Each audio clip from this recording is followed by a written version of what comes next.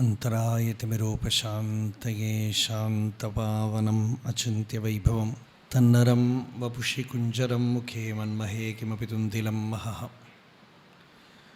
गुरुर्ब्रह्मा गुरुर्विष्णुः गुरुर्देवो महेश्वरः गुरुः साक्षात् परं ब्रह्म तस्मै श्रीगुरवे नमः। ईश्वरो गुरुरात्मेति मूर्तिभेदविभागिने व्योमवद्व्याप्तदेहाय दक्षिणामूर्तये नमः। यस्यान्तन्नादिमध्यं न हि करचरणं नामगोत्रं न सूत्रं नो जातिर्नैव वर्णा न भवति पुरुषो नानपुंसं न च स्त्रीं नाकारं नो विकारं न हि जनिमरणं नास्ति पुण्यं न पापम् तत्त्वं नो तत्त्वमेकं सहजसमरसं सद्गुरुं तं नमामि। सदाशिवसमारम्भां शङ्कराचार्यमध्यमाम् अस्मदाचार्यपर्यन्तां वन्दे गुरुपरम्परां। मौनव्याख्या प्रकटितपरब्रह्मतत्त्वं युवानं वर्षिष्ठान्तेव सदृशिगणैरावृतं ब्रह्मनिष्ठैः आचार्येन्द्रं करकलितचिन्मुद्रमानन्दरूपं स्वात्मा रामं मुदितवदनं दक्षिणामूर्तिमीडे वेदान्तार्थविभासकाय यतये शान्ताय सन्न्यासिने नानावादिनगेन्द्रसङ्घपवये योगीन्द्रवन्द्याय च मोहध्वान्तदिवाकराय भगवत्पादाभिधां बिभ्रते तस्मै भाष्यकृते नमोऽस्तु सततं पूर्णाय बोधात्मने अपारसच्चित्सुखवारिराशेः यस्योर्मिमात्रं भुवनं समस्तं गुहाहितं तं रमणं गभीरं चिन्ताविहीनं हृदि चिन्तयामि। देहं मृण्मयवज्जडात्मकमहं बुद्धिर्न तस्यास्त्यतो नाहं तत्तदभावसुप्तिसमये सिद्धात्मसद्भावतः कोऽहं भावयुतः कुतो वरधिया दृष्ट्वात्मनिष्ठात्मनां सोऽहं स्फूर्तितया अरुणाचलशिवः पूर्णो विभाति स्वयं। योऽन्तः प्रविश्य मम वाचमिमां प्रसुप्तां सञ्जीवयत्यखिलशक्तिधरस्वधाम्ना अन्यांश हस्तचरणश्रवणत्वगादीन् प्राणान्नमो भगवते पुरुषाय तुभ्यम्।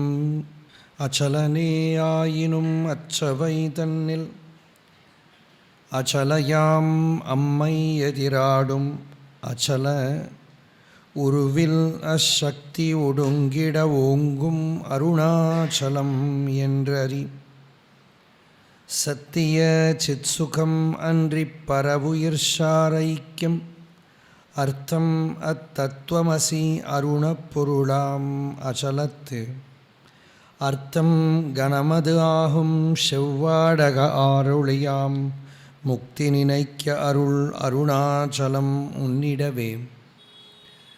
அருணாச்சலத்தில் உரு கருணாகர பரமன் அருணாரவிந்த பதமே பொருள்நாடு சுற்றமுடு வருணாதி பற்றி உளம் அருள்நாடலற்று நிதமும் தெருள்நாடுளத்தினில் நல் அருள்நாடி நிற்குமவர் இருள் நாசமுற்று புவிமேல் தருணாருணக்கதிரின் அருள்நாளும் உற்று சுகவருணாலயத்தில் இழிவார்.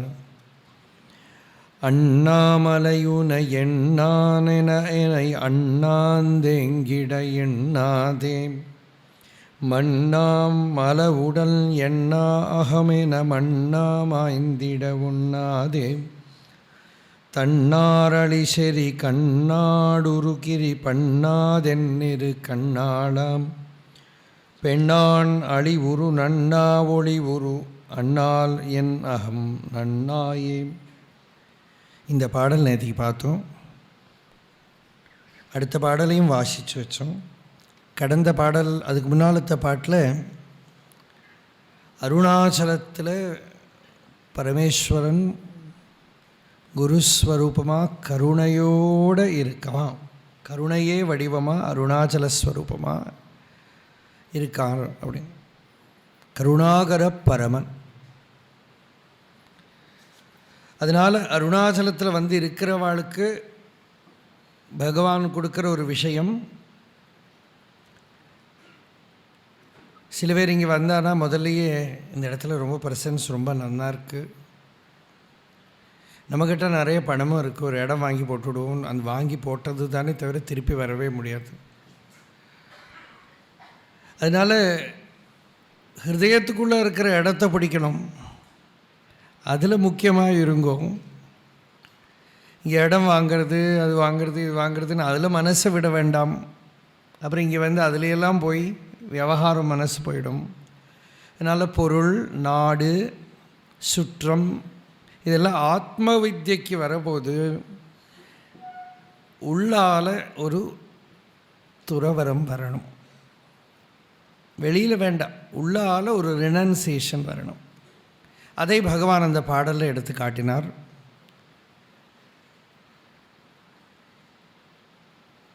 எல்லாம் அதனால தான் பழைய காலத்தில் என்ன சொல்லுவா எல்லாரும், எல்லாம் முடிஞ்சப்புறம் வாங்குவோம்பா, டிஸ்ட்ராக்ஷன் எல்லாம் ஒதுக்கினதுக்கு அப்புறம் வாங்குவோம். டிஸ்ட்ராக்ஷன் இல்லாமல் இருந்ததானா மனம் எளிஷா ஆத்மஸ்வரூபத்தில் நிற்கும். கீதையில் பகவான் என்ன சொல்கிறார், எல்லா டிஸ்ட்ராக்ஷனுக்கு நடுவிலையும் மனசை ஆத்மாவில் வைங்கிறார். அதான் யுத்த பூமியில் இல்லையா, பூரா டிஸ்ட்ராக்ஷன் ஒடுங்கினதுக்கப்புறம் மனசை ஆத்மஸ்வரூபத்தில் நிறுத்துகிறோம் அப்படின்னா கடைசி வரைக்கும் இருந்துருக்கும். அதனால் நம்ம வேலையெல்லாம் ஓஞ்சத்துக்கு அப்புறம் ஆத்ம விசாரம் பண்ணுறது, தியானம் பண்ணுறதுங்கிறது பண்ணிக்கலாம் அப்படின்னு ரொம்ப புத்திசாலின்னு நினச்சின்னு இருக்க வேண்டாம். ஏன்னா ஒரு வேலை முடியறதுக்கு இன்னொரு வேலை காத்துட்ருக்கும். வினையின் விளைவு விளைவுற்று வித்தாய் வினைக்கடல் வீழ்த்திடும் உந்தி பெற வீடு தரல் இல்லை உந்தி பெற. பகவான் உபதேச உந்தியாரில் சொன்னார், கர்மா வந்து உங்களுக்கு ரிலீஸே கொடுக்காது. Take it for granted. It will never come to an end. One after the other, the chain will continue. So you can never expect that after this I will be free.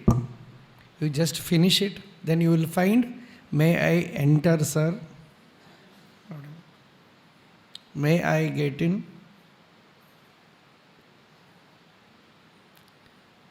Before the other one gets out, the second one will come inside.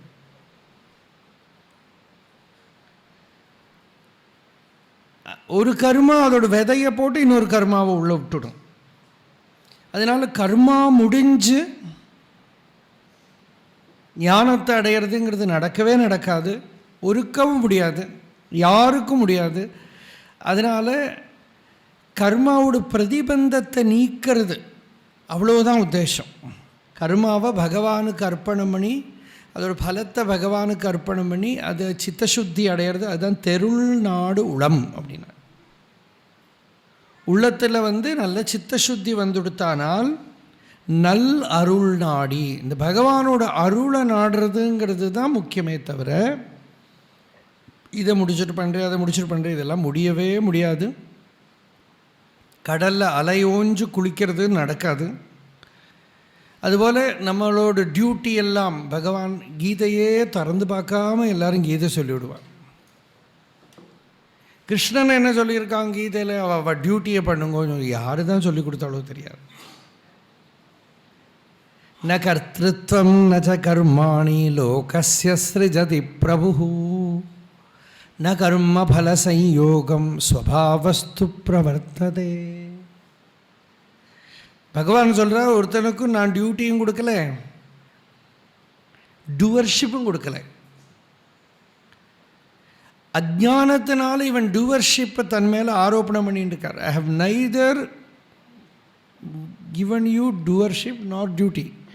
Due to ignorance you superimpose doership, and due to that doership you suffer. And what is the cause for doership? Ignorance, ajnanam. Ajnanena avrutam jnanam tena muhyanti jantavaha. அஜ்ஞானத்தினால ஸ்வரூபம் மறைஞ்சிருக்கு, அதனால முஹ்யந்தி, you get டெலூடட், suffer.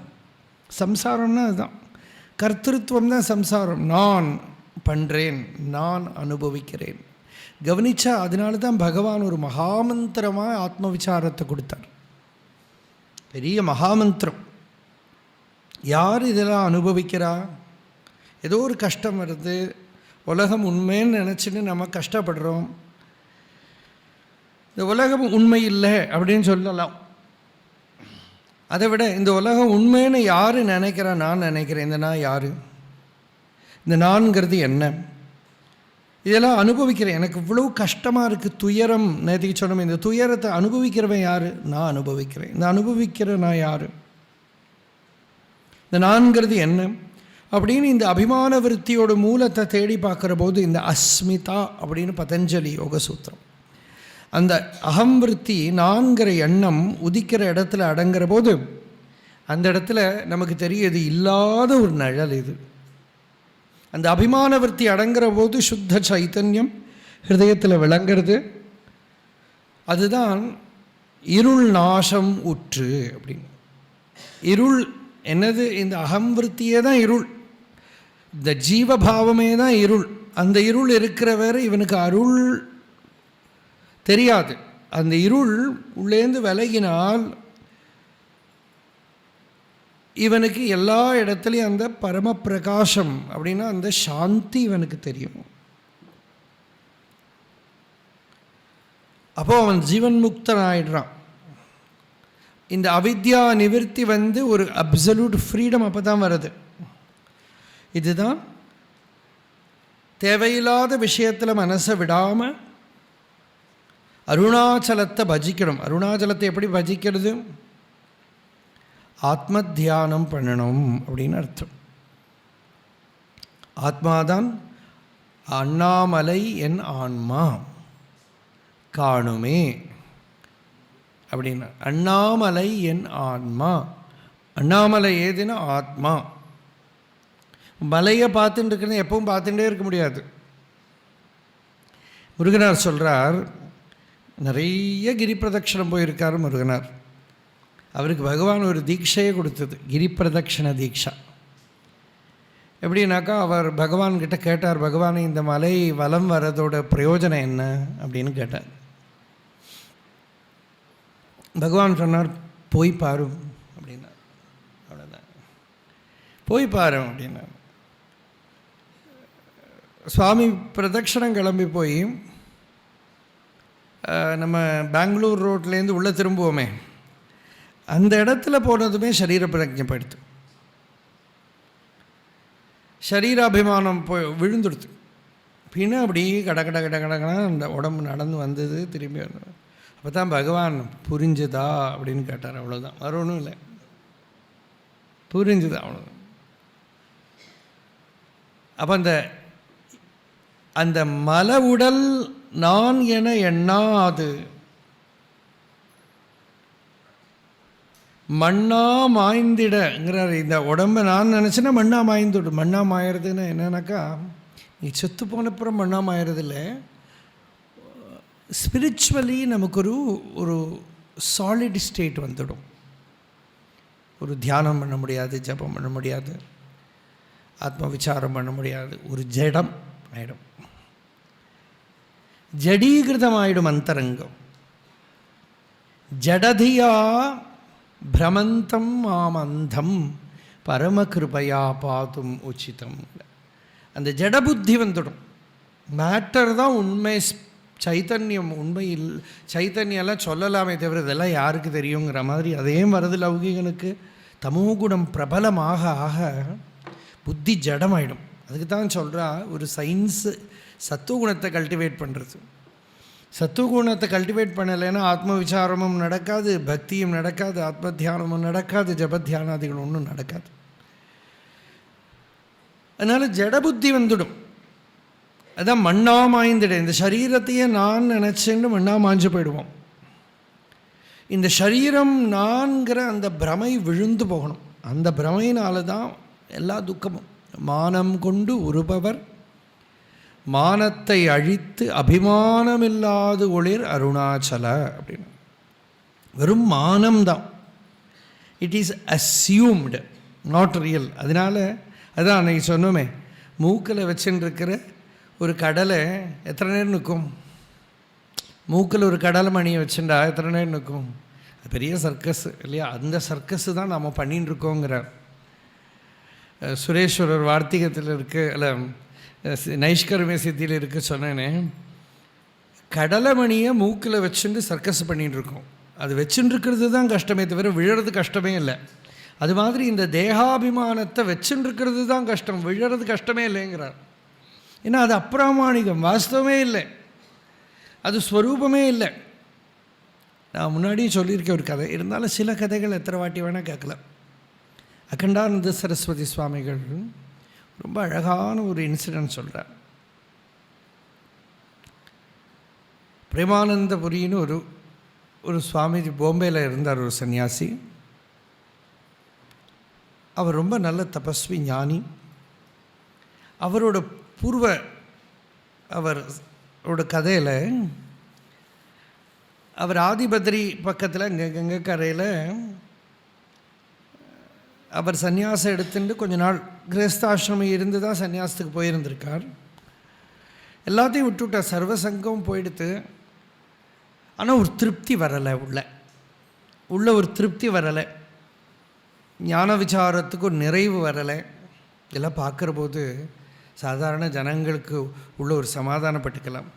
எல்லாம் சர்வசங்க பரித்தியாகம் பண்ணி சன்னியாசம் ஆகி அவள் திருப்தி வரல சொல்கிறா. நம்மளுக்கு அவளை போல் திருப்தி வரலைன்னு சொல்கிறதுக்குள்ளே யோக்கியதை இல்லைன்னுட்டு திருப்தியாக இருந்துடும். அப்படியாவது இருக்கலாம் ஏன்னா பெரிய ஆளாக நம்ம என்ன திருப்தி வரலைன்னு சொல்கிறதுக்கு. அதனால் அவளுக்கு திருப்தி வரலைன்னு சொல்கிறான், நம்ம என்ன திருப்தி வரலைன்னு சொல்கிறோம், அவ்வளோ பெருசாகிட்டோமா அப்படின்னுட்டு விட்டுடலாம்.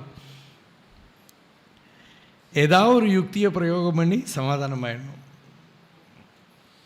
அப்போது அந்த சுவாமிகள் அந்த ஆவரண பங்கம் வரலை அப்படின்னு, எனக்கு இன்னும் சரீராபிமானமே போகலை அப்படின்னு ரொம்ப துக்கப்பட்டு, சில பேர்லாம் அதுக்கு என்னென்னமோ பண்ணுவாள். நம்ம புராணம்லாம் கேட்டிருக்கோமே, சாப்பிடாமல் இருக்கிறது, கையை வெட்டி ஹோமம் பண்ணுறது, காலை வெட்டி ஹோமம் பண்ணுறது, தலையை வெட்டி ஹோமம் பண்ணுறது, அசுரால் தபஸெல்லாம். அது மாதிரி இவர் கठोரமாக தபஸ் பண்ணின்னு இருக்கார். ஒரு நாளைக்கு என்ன பண்ணினார், இப்படி இந்த உடம்பை வச்சுட்டு இருந்தே பிரயோஜனம் இல்லை, கங்கையில் போட்டு விடலாம் அப்படின்னு சரீரத்தை கங்கையில் போட்டு விடலாங்கிற போது அவருக்கு தோணித்து அப்படி விட்டுவிட்டணும். கங்கையில் போட்டதுனால இப்போ முடியுமா, காரியம் நடக்குமா? கங்கையில் சரீரத்தை போட்டதுனால ஞானம் வந்துவிடாதே. 3 நாள் சாப்பாடு கிடையாது, ஜலம் கிடையாது, நான் உட்கார போகிறேன். அந்த நிலையிலையும் ஞானம் வரலையானால் சரீரத்துக்கு கங்கையில் போட்டுடலாம் அப்படின்னு உட்காந்து. இது அருள் நாடல். அந்த அருள் நாடி நிற்கும் அவர் இருள் நாசமுற்று அப்படின்னு அந்த அருள் நாடி உட்கார்ந்துருக்கும். அப்படி இருக்க 3ஆவது நாளைக்கு, இந்த அருள் எல்லாம் 1ஆவது நாளைக்கே பிரேக்ஃபாஸ்ட் முன்னாடியே வரப்படாதும் இல்லையா? ஈஸ்வரன் பார்ப்பார், நீ நிச்சயம் சங்கல்பம் பண்ணினேன்னா எவ்வளவு சங்கல்பம் இருக்குது பார்ப்போமே. அதனால் லாஸ்ட்டு டின்னரும் முடிஞ்சப்புறம்தான் வருவார். அந்த டைமும் முடிஞ்சப்புறம் எல்லாம் முடிஞ்சு வந்தார். ஒரு பாட்டி வர, ஒரு காஷாய வஸ்திரம் எல்லாம் தரிச்சுன்னு ஒரு பாட்டி. அந்த பாட்டி இந்த சுவாமிகிட்ட, சுவாமிஜி மகாராஜ் என்ன என்ன என்ன பண்ண போகிறேன் அவர் சொன்னார். இல்லைம்மா, என்னோட சரீரத்தை கங்கையில் போட போகிறேன். சரீரத்தை கங்கையில் போட்டால் என்ன ஆகும்? இல்லை, இந்த தேக அபிமானம் போக மாட்டேங்கிறது. அதை தேகத்தை கொண்டு கங்கையில் போட்டால் இன்னும் அபிமானம் அதிகம் ஆகிடும். ஏன்னா நான் தேகம் நினச்சிட்டு தானே பண்ணுறேன். அந்த சங்கல்பத்தோடு பண்ண இன்னும் பிரபலமான தேகாபிமானம் ஆகிடுமே தவிர அதனால் ஞானம் வருமா? இந்த பாட்டி கேட்க இவருக்கு ஒரு அர்த்தம் ஆகிடுத்து. சரி, அப்படி சரி, நீங்கள் சொல்கிறது சரி, தாங்க முடியலையே. உங்களுக்கு எனக்கு ஒரு ஒப்பந்தம். இந்த பாட்டி சொல்கிறா, நீங்கள் உங்களோட பந்தத்தை எனக்கு காட்டி கொடுங்க. உங்களுக்கு குழந்தை இருக்கா? இல்லை. பணம் இருக்கா? இல்லை. வீடு இருக்கா? இல்லை. எல்லாத்தையும் விட்டாச்சு. மனைவி இருக்காளா? இல்லை. எல்லாம் விட்டாச்சு. சரி, உங்களுக்கு எது கஷ்டம் கொடுக்கறதோ, எது சம்சாரமோ, எது பந்தமோ, எதனால் உங்களுக்கு ஆனந்தம் வரலையோ அதை எனக்கு காட்டி கொடுங்க. 3வது நாளைக்கு நான் வரேன். அதுக்குள்ளே எல்லாம் நான் தான் விசாரம் பண்ணி உங்கள் பந்தம் கஷ்டம் என்ன இருக்குது எனக்கு காட்டி கொடுங்க. தேவைப்பட்டால் நான் வரேன். அந்த எந்த பந்தம் நீங்கள் காட்டி கொடுக்குறீங்களோ அந்த பந்தத்தோட அத்தியந்தாபாவத்தை நான் உங்கள் ஸ்வரூபத்திலேயே காட்டி கொடுக்குறேன். அத்தியந்தாபாவங்கிறதுனா சாஸ்திரியமான வேர்டு. அது அந்த சாஸ்திரம் படித்தவாளுக்கு தெரியும். முற்றும் இல்லாமை. அத்தியந்தாபாவம்னா முற்றும் முக்காலத்தும் இல்லாமை. அது அத்தியந்தாபாவம். அப்படின்னா முன்னாடியும் இல்லை, பின்னாடி இருக்க போகிறதில்ல, இப்போவும் இல்லை. எது முன்னாடியும் பின்னாடியும் இல்லையோ அது இப்போ இருக்கிற மாதிரி தோன்றினாலும் உண்மை இல்லை. இதுதான் தத்துவம். இந்த சரீரம் கொஞ்சம் வருஷம் முன்னாடி இருக்கலை, இந்த சரீரம் கொஞ்சம் வருஷத்துக்கு அப்புறமும் இருக்க போகிறதில்ல. இப்போது இருக்கே அப்படின்னா அப்படி இருக்க முடியாதுங்கிறது சாஸ்திரம். எது ஒரு காலத்தில் இல்லையோ, ஒரு காலத்தில் இருக்காதோ, அது இருக்கிற மாதிரி நிகழ்காலத்தில் தோணினாலும் இருக்க முடியாது. ஆதௌ அந்தேஜ என்னாஸ்தி வர்த்தமானேபி தத்ததா.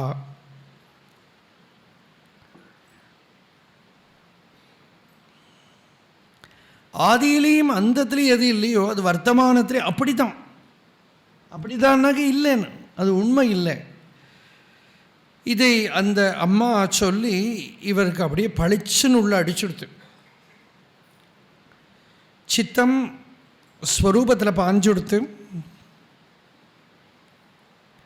அவித்திய நிவர்த்தி ஆகிடுத்து. அந்த அம்மா இப்படி நடந்து போய் அப்படி மறைஞ்சு போயிட்டாலாம் கண் முன்னால்.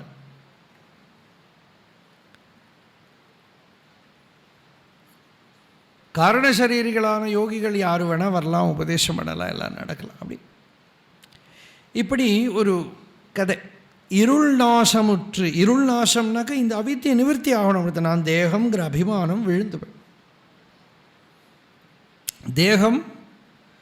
தேகம் ஒன்றும் சொல்லலை, நான் வேற யாரோ தான் சொல்கிறேன். நான் தேகம் ஒன்றும் நம்மக்கிட்ட கிளைமே பண்ணிக்கல. செத்து போன சரீரம் ஏதாவது சொல்கிறதா? ஆளோட பாடி. சிறுவேர்லாம் ஆள் தெரியாத உடம்பெல்லாம் கிடச்சானா பேப்பரில் போடுவான். இந்த பாடியை யாராவது கிளைம், அந்த பாடிக்கே சொல்லத்தானே வேணும். அது சொல்கிறதில்லை. ஏன்னா அது நான்கிற ஸ்பூர்த்தியே இல்லை. அப்போ இந்த நான்கிற ஸ்பூர்த்தி தேகத்திலே இல்லை. ஆனால் அவித்தியனால் நாம் ஆரோப்பணம் பண்ணி தேகமே நான், தேகம் என்னோடது அப்படின்னு அபிமானிச்சுட்டு கஷ்டப்படுறோமே, அதுதான் மண்ணா மாய்ந்திட,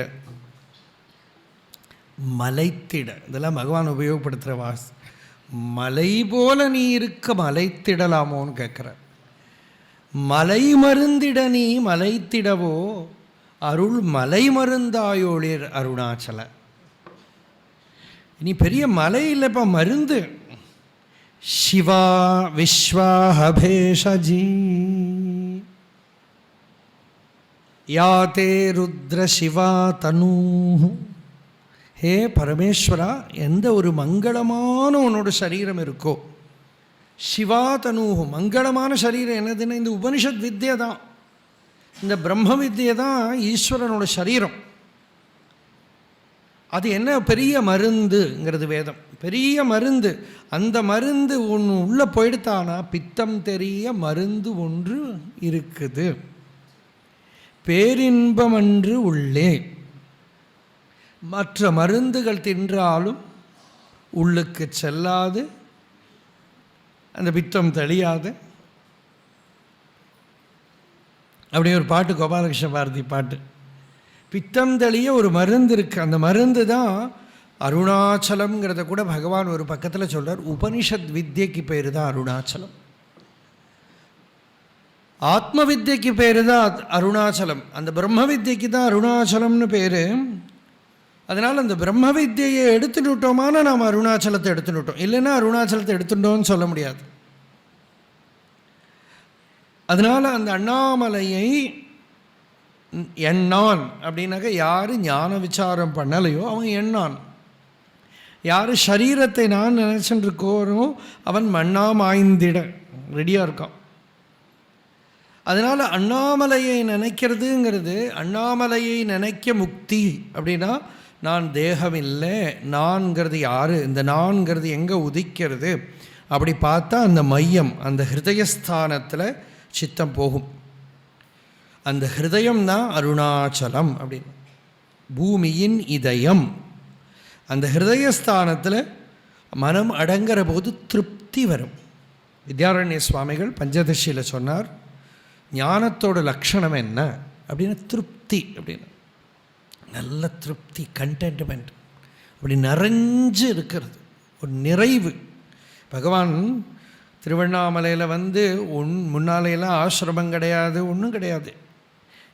தெருவில் போய் பிக்ஷை எடுப்பான். பிக்ஷை எடுத்து திருவண்ணாமலையில் இன்றைக்கி மாதிரி இருக்கிறது இல்லை, கொஞ்சம் வருஷங்கள் முன்னால் வரைக்கும் பணமும் கிடையாது யார்கிட்டையும். அதனால் பிக்ஷை கூட, ஆனால் எல்லோரும் பிக்ஷை கொடுப்பா. இந்த ஊருக்கார ஆளுக்கு அந்த பழக்கம் உண்டு, சன்னியாசிகள் கூட இருந்து பழக்கம் உண்டு. அதனால் பிக்ஷை கொடுப்பான். ஆனால் பிக்ஷைன்னா என்ன பெருசாக ஒன்றும் இருக்காது. அங்கங்கேருந்து ஏதோ கஞ்சி வாங்கிட்டு வந்து, அரிசி வாங்கிட்டு வந்து கஞ்சி வச்சு, உப்பு கூட அதில் போடுறதுக்கு இருக்காதாம். அப்படி ஒரு காலத்தை நினச்சி பாருங்க. உப்பு கூட அதில் போடுறதுக்கு இருக்காது. உப்புக்கல்ல நாக்கில் தேய்ச்சிண்டு சாப்பிடுவாளாம் கஞ்சியை. அப்புறம் ஒரு துண்டு, ஒரே ஒரு துண்டு தான், அந்த துண்டையே தொடச்சி அதையே நினச்சி உணக்கி அப்புறம் யாரும் பார்க்காம ஒரு கல்லுக்கு இடுக்கில் ஒழிச்சு வச்சுடுவார் பகவான். அது ஓட்ட அவ்வளோ ஓட்டை. அதை பார்த்து முருகனார் ஒரு பாட்டே எழுதினார் அந்த கதையை வச்சுண்டு. சஹஸ்ராக்ஷன் துண்டு ரூபத்தில் வந்து சேவை பண்ணினானோ பகவானுக்கு.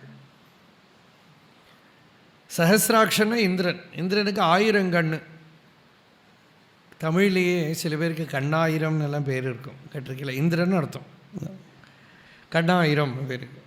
முருகனாருக்கே ஒருத்தர் சேவை பண்ணிகிட்டு இருந்தார், கண்ணாயிரம்னு பேர். முருகனாருக்கு வந்து ரொம்ப நீட்னஸ், அதனால் அவர் கை அலமீன் சில ஒரு ஃபேடெல்லாம் சொல்லுவாள் சில பேருக்கு. போய் பிக்ஷை எடுத்துகிட்டு வந்து தெருவில் போய் பிக்ஷை எடுப்பான். பிக்ஷை எடுத்துகிட்டு வந்து அந்த குளத்தில், நீங்கள் இப்போ பலாக்கோத்துன்னு இருக்குது ரமணாசிரமத்துக்கு பின்னால், இப்போ தண்ணி இருக்கிறதுக்கு வழி இல்லை, இருக்கா தெரியலை. அதில் போய் எல்லாம் அலம்பி அந்த தண்ணியை அப்படியே முக்குவோம், அதில் அப்படியே பிக்ஷையை.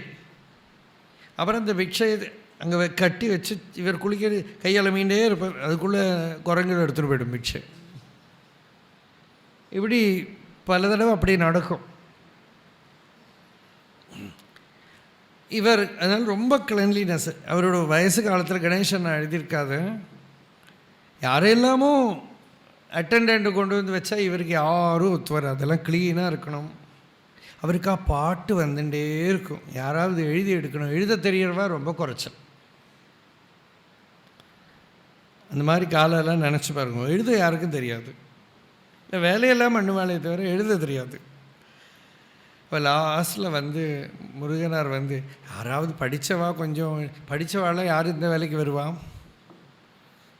அப்புறம் இந்த திருக்கண்ணாயிரம்னு ஒரு பேர், கொஞ்சம் நாள் முன்னாடி ஆசிரமத்தில் இருக்க வழியில் அவரை கூட்டின்னு வந்து முருகனாருக்கு சேவைக்கு. அதுவும் வந்து இந்த கணேசன் அது வேடிக்கை சொல்லுவோம், இவாளையெல்லாம் ஏமாத்துறது ரொம்ப ஈஸி.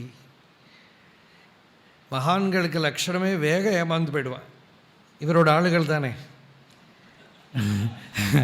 நேற்று சொன்னேன் ஏமாந்த சோனகிரி. அதனால் வேகமாக ஈஸியாக ஏமாற்றி விடலாம். இன்னும் பட்டையாக விபூதி இட்டு விட்டான். அன்றைக்கி தான் ஃபஸ்ட்டு டைம் விபூதி இட்டுக்கிறான்.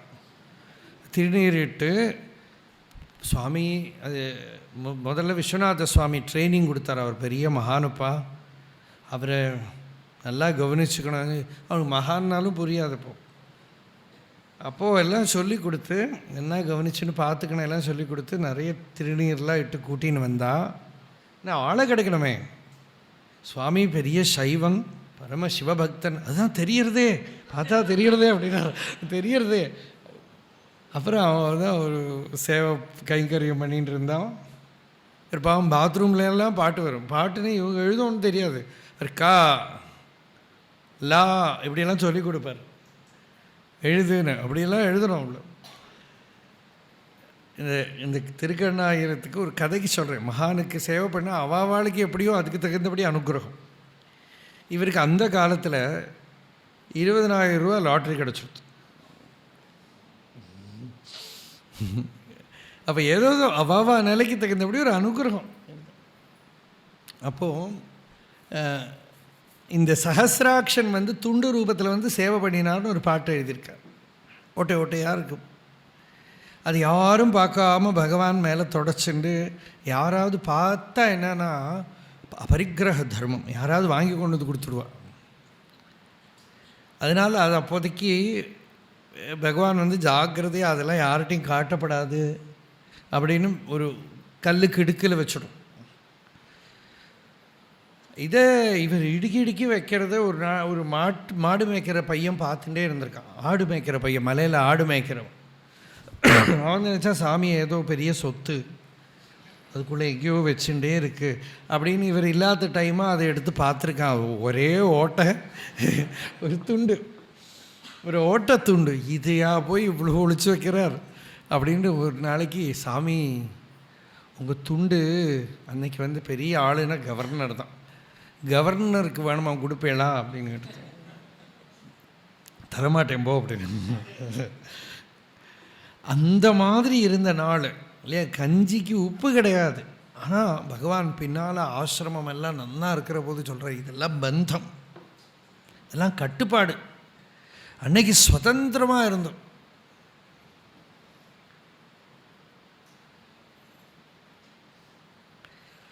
சுரமந்திரதரு மூல நிவாச ஷய்யாபூதலம் அஜினம் வாச சர்வபரிகிரக போகத்யாக கஸ்ய சுகம் ந கரோதி விராக.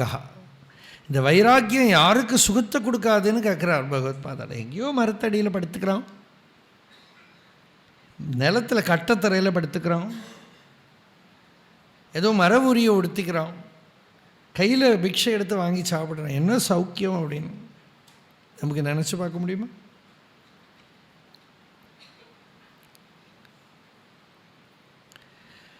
அந்த மாதிரி ஒரு நிலையில் இருக்கிறத பகவான் சொல்கிறார்,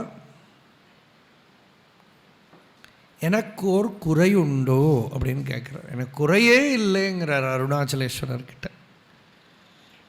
எனக்கு குறையே இல்லை அப்படின்னு. குறை குணம்ங்கிற துவைத திருஷ்டி போயிடுத்துங்கிறார். குறையும் குணமும் நீ. நல்லது வந்தால் அதுவும் நீ தான், கெட்டது வந்தால் அதுவும் நீ தான், சுகமும் நீதான், துக்கமும் நீதான். சர்வம் கலு இதம் பிரம்ம. இந்த மகா வாக்கியத்தோட பொருள் அது. வாழ்க்கையில் என்னென்ன அனுபவம் வருதோ அதெல்லாம் சர்வம் கலு இதம் பிரம்ம. இந்த மகா வாக்கியத்து கூட இன்னொன்று கூட உண்டு. தஜ்ஜலான் இது சாந்த உபாசித. சாந்தமாக உபாசனை பண்ணுங்கிறது ஸ்ருதி. எப்படி உபாசனை பண்ண? தஜ்ஜலான், தஜ்ஜம் தன்னம் தல்லம். அதில் ஜனிக்கிறது, அதில் நிற்கிறது, அதில் லயிக்கிறது. அப்படி எல்லா அனுபவங்களும் எங்கே வருது? எனக்கு வருது. எனக்குன்னா எங்கே? மனசில் வருது. மனசு எங்கே இருக்குது? ஆத்மஸ்வரூபத்தில் ஆச்சரியமாக உதிக்கிறது, நிற்கிறது, அடங்கிறது. அப்போ மொத்தமாக சகல அனுபவங்களும் எங்கே இருக்குது? ஆத்மாவில் உதிக்கிறது, ஆத்மாவில் நிற்கிறது, ஆத்மாவில் அடங்கிறது. மாறாமல் இருக்கிறது எது? ஆத்மஸ்வரூபம் ஒன்று. மீதியெல்லாம் அப்பியராகி மறைஞ்சுருக்கு. தோன்றி மறையக்கூடிய அனுபவங்கள் தான். தோன்றாமல் மறையாமல் நிரந்தரம் பிரகாசிச்சுருக்கிற ஒரு பிரகாசம் இந்த ஆத்மஸ்வரூபம் ஒன்று தான். அதில் உதிச்சு நிற்கிறதெல்லாம் ஸ்க்ரீனில் சினிமா மாதிரி அதுவே தான். அதெல்லாமல் அந்நியம் இல்லை அப்படிங்கிற நிச்சயத்தை உபாசனை சாந்த உபாசித்த அப்படின்னு. சாந்தமாக உபாசனை பண்ணு. வாழ்க்கையில் கொஞ்சம் கொஞ்சமாக நமக்கு வர அனுபவங்கள், சுகதுக்கங்களை எல்லாம் லாஸ்ட்டில் என்ன பண்ணுறோம்? இதெல்லாம் அனுபவங்கள் எல்லாமே கடலில் வர அலை மாதிரி தான். கடலில் அலை வருது, குமிழி வருது, எல்லாம் வருது, எல்லாமே ஜலம்தான். சலில ஏகோ திரஷ்டா அத்வைத்தோ பவதி. எல்லாம் ஜலம்தான். அது மாதிரி என்னோடய லைஃப்பில் வரப்பட்ட அனுபவங்கள், சுகங்கள், துக்கங்கள் எல்லாமும் அந்த சைத்தன்ய ரசம்தான். சைத்தன்ய ரசம்தான் எல்லா அனுபவங்களாகவும் மாறின்றிருக்கு. இப்படி சர்வம் கலு இதம் பிரம்ம. இது சர்வம்னாக்கா என்னோடய அனுபவத்தில் இருக்கிறதெல்லாம் சர்வம். பிரம்மனாக்கா மாறாதது, மாறிகிட்டே இருக்கிறது சர்வம், மாறாமல் இருக்கிறது பிரம்மம். அந்த பிரம்மத்தில் தான் இதெல்லாம். இந்த ஒரு தத்துவம்தான் எல்லா சாஸ்திரத்துக்கும் அடிப்படை. பாகவதத்துக்கு அடிப்படையே இது தான். இந்த அந்நியம் எதுவும் இல்லை, அந்நியமான பொருள் எதுவும் இல்லை. அந்நியமான ஏதாவது பொருள் இருக்குனாக்கா மனசு பிறந்துடும், மனசு பிறக்கும். மனசு பிறந்துடுத்தானா சம்சாரம் ஆகிடுது. மனசு பிறந்துடுத்தானா சம்சாரம் ஆகிடுது. மனசு பிறக்கிறதுக்கு காரணம் என்ன? ஏதோ ஒன்று கிட்ட பற்றுதல், வெறுப்பு, ரெண்டுமே மனசுக்கு காரணம். பற்றுதலாலேயும் மனசு பிறந்து விடுறது, வெறுப்புனாலேயும் மனசு பிறந்து விடுறது. அந்நியம் இல்லா அவர் நிலைமை அப்படிங்கிறது. அந்த அந்நியம் எங்கே வருது? அவித்யினால் வருது. ஏக தத்துவ அபியாசம் அப்படின்னு பதஞ்சலி யோக சூத்திரத்தில் ஒன்று. ஏக தத்துவாபியாசம், ஏகாபியாசம், சகலதும் ஒரு வஸ்துதான் அப்படின்னு தெரிஞ்சுட்டானா எதுலேயுமே இவனுக்கு ஒரு பிரமையோ சித்தம் ஜனிக்கவோ செய்யாது. அப்படி சித்தம் ஜனிச்சு கொடுத்தானா, மனம் பிறந்து கொடுத்தானா சம்சாரம் எடுத்து. அதனால் அதை ஒரு கிரி பண்ணாதென்னு கண்ணாளா அப்படின்னு என்னை திருப்பி ஏமாற்றி விடாதே பகவானே. பகவானை ஏமாற்றி விடாதேன்னு நான் அகண்டானந்த சரஸ்வதி சுவாமிகள் கதை சொன்னேனே. அவர் இன்னொரு இன்சிடென்ட் சொல்கிறார். ஒரு உத்தம சாதகர், சன்னியாசி, ஒரு பெரியவர்கிட்ட சொல்கிறார், எனக்கு நீங்கள் அனுகிரகம் பண்ணுங்கோ, மனசு ஆத்மஸ்வரூபத்தை விட்டு விலகாமல் இருக்கிறதுக்கு அனுகிரகம் பண்ணுங்கோ. என்ன இருக்கு இல்லையா கேட்க பிரார்த்தனை. அந்த சுவாமிகள் என்ன சொல்கிறாங்க? ஏ சோம்பேறி பயலை, ஆத்மஸ்வரூபத்தை விட்டு மனம் விலகாமல் இருக்கிறதுக்கு ஏண்டா அனுகிரகம் கேட்குறேன்? அப்படியே இருக்கிறது தானே. அது நீயே முயற்சி பண்ணாமல் எல்லாம் எங்கே ஃப்ரீன்னு கேட்டால் ஃப்ரீ வாங்கிறதுக்கே நிற்கிறிய. இந்த ஃப்ரீ வாங்கியே பழகி போயிடுதேன். ஆத்மஸ்வரூபத்தை விட்டு மனம் விலகாமல் இருக்குன்னு ஆசை இருக்கோ இல்லையோ, ஆத்மஸ்வரூபத்தில் வெய் மனசை. அந்நியத்துலேருந்து விலக்கு, பலமாக விலக்கு, பிரயத்தனேன அப்படின்னு யத்னம் பண்ணி ஆத்மஸ்வரூபத்தில் மனசை வெய். ஆத்மேத்தியேவ உபாசிதா அப்படின்னு. காணப்படுறதெல்லாம் ஆத்மா தான், சித்தத்தில் வர விற்த்திகளெல்லாம் ஆத்மா தான், அபிமான விற்பி ஆத்மா தான், ஜாகிரத் ஆத்மா தான், சொப்பனம் ஆத்மா தான், சுஷுப்தி ஆத்மா தான், நான் நீ அவன்கிற விற்பி வியாப்திகள் எல்லாம் ஆத்மஸ்வரூபம்தான். இப்படி சகல விகல்பஜாலங்களையும் ஆத்மானு உபாசனை பண்ணி நிர்விகல்பமான சகஜமான ஸ்திதியை நிச்சயம் பண்ண முடியும். அப்படி நிச்சயம் பண்ணினாயானால் இங்கேயே நீ நிவர்த்தமாயிடலாம், ஃப்ரீ ஆகிடலாம். இந்த அத்வைத்தம் சமுபேத்திய அந்த அத்வைத பாவத்தை உள்ள வச்சுண்ட அப்புறம் உலகத்தில் சம்சார காரியம் என்ன பண்ணுங்க. அப்புறம் என்ன விவகாரம் பண்ணணுமோ பண்ணிக்கோ. அந்த அறிவை உள்ளே எடுத்துக்கோ. அந்த அறிவு உள்ளே வந்துடுத்தானால் அவித்தியை நிவர்த்தமாயிடுத்தானால் நமக்கு நாம் தேடக்கூடியதான அந்த திருப்தி ஹிருதயத்துக்குள்ளே வந்துடும். இதை கொடுக்கறதுக்கு தான் அந்த கருணாகர பரமன் அருணாச்சலஸ்வரூபமாக இங்கே இருக்கார் அப்படின்னார் பகவான். ஷீரான சோணகிரி சிறக்க வாழும் சித்ஸ்வரூபனாம் இறையே சிறியனேன் தன் பேரான பிழையெல்லாம் பொறுத்து காத்து பின்னும் இவன் பாழிதனில் வீழாவண்ணம் காரான கருணை விழி கொடுப்பாயின்றேன் கடும் பவத்தினின்று கரையேற மாட்டேன் நேரானதுண்டோ தாய் சிசுவுக்கு ஆற்றும் நிகரற்ற நலனுக்கு நிகழ்த்துவாயே. இதில் ஒரு பதத்தையும் தியானம் பண்ணி பார்க்கணும். பேரான பிழையெல்லாம் பொறுத்து பாழிதனில் வீழா வண்ணம் கடும்பவம். இதெல்லாம் பகவான் மற்ற இடத்துல எல்லாம் பிரயோகம் பண்ணாத விஷயம். பாழினில் வீழாது, இந்த பாழு மட்டும் 2-3 தடவை யூஸ் பண்ணியிருக்கார் பகவான். பாழன்று அறி அப்படின்னு உள்ளது 40 உபதேசம் உந்தியாரா உள்ளது 40. ஆத்மஸ்வரூபத்தை உணர்ந்து விட்டானா அது சூன்யம் இல்லை, அது பூர்ணம் அப்படின்னு அந்த அத்வைதத்தை சீல் போட்டு வைக்கிறாருங்க. பாழன்று அறி அப்படின்னு. இல்லாட்டா ஒரு ஜனங்களுக்கு ஒரு டெண்டன்சி சூன்யம்னு சொல்கிறான், அவள் கொஞ்சம் கூட புரிகிற மாதிரி தோன்றுறது. நிறைய பேர் சூன்யவாதத்துக்கு போயிடுவான். அதனால் பாழு அன்று அறி அப்படின்னு. இந்த இடத்துல பாழுங்கிறதுக்கு நம்மளோட அவித்தியனால் வரக்கூடிய துன்பங்கள் எல்லாம் லைஃப் எத்தனை நாள் இருக்க போகிறோமோ தெரியாது இல்லையா.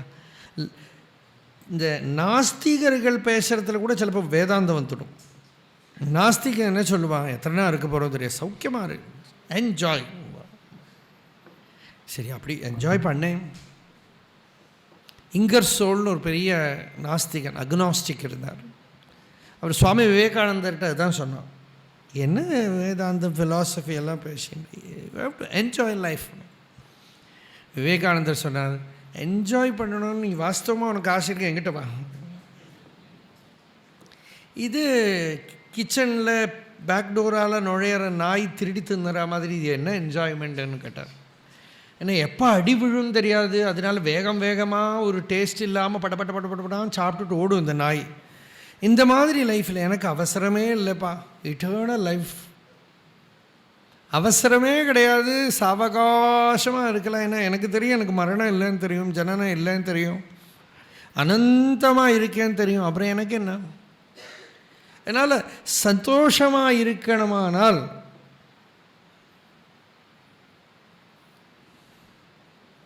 பகவான் சந்தோஷமோடு கும்மி கொட்டு கொட்டு அப்படின்னா மலையாளத்தில், மலையாளம் உபதேச சாரத்துக்கு மலையாளத்தில் பாடினார், சந்தோஷமோடு கும்மி கொட்டு கொட்டு.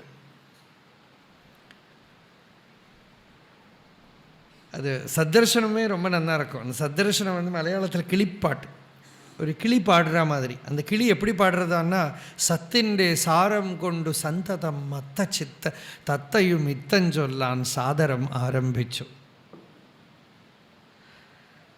அந்த சத்தோட சாரம், அந்த அனுபூதியை உள்ள ருசித்த தத்தை இருக்க கிளி, அது மத்த சித்த தத்தா அப்படின்னு. இந்த மத்த சித்த தத்தான உள்ள உன்மாதம், அந்த லஹரி அந்த தத்தை அந்த ஆனந்தத்தை இத்தம் சொல்லான் சாதரம் ஆரம்பிச்சு இப்படி ரசிச்சு இப்படி சொல்லித்தான். அது